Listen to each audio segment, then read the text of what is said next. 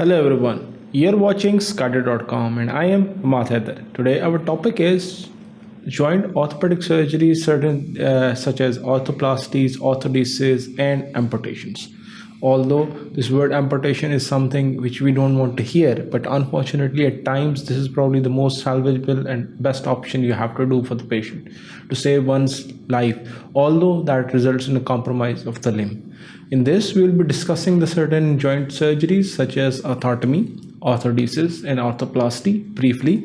In the second section, we will be discussing the bit in detail the joint replacements in transplant science, which is now why we are going for unicondylar knee replacement, total knee replacement, total hip replacements, even knuckle replacements and so on in case of rheumatoid arthritis. So we'll be briefly discussing that. Then in the third, we'll be discussing the amputations, what are the different type of amputations and why they are needed and what are the best options we have with the amputations. And then we'll briefly going through the amputations. Sometimes we have to perform other than normal, like in below knee amputation or transfemoral amputation, we have certain perform other amputations such as transtibial, sometimes pelvic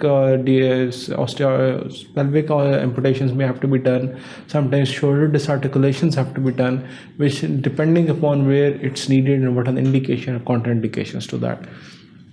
The last we will be briefly discussing the implant science, that is nowadays with advent of total knee and total hip arthroplasties, there are multiple options available. This could be the stainless steel implants, which are actually 316L type of a stainless steel, which contains multiple other implants as well, such as nickel, molybdenum, chromium, and mainly the iron as well.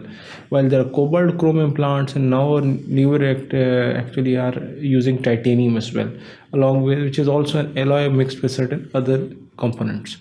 What are their properties, what are the advantages, what are the disadvantages? We'll briefly discussing the friction and wear and infection and malignancy with these implants as well. And what is lastly the ultra high molecular weight polyethylene, which has actually also revolutionized the concept of total hip and total knee arthroplasty. Keep watching sqadia.com. Thank you very much.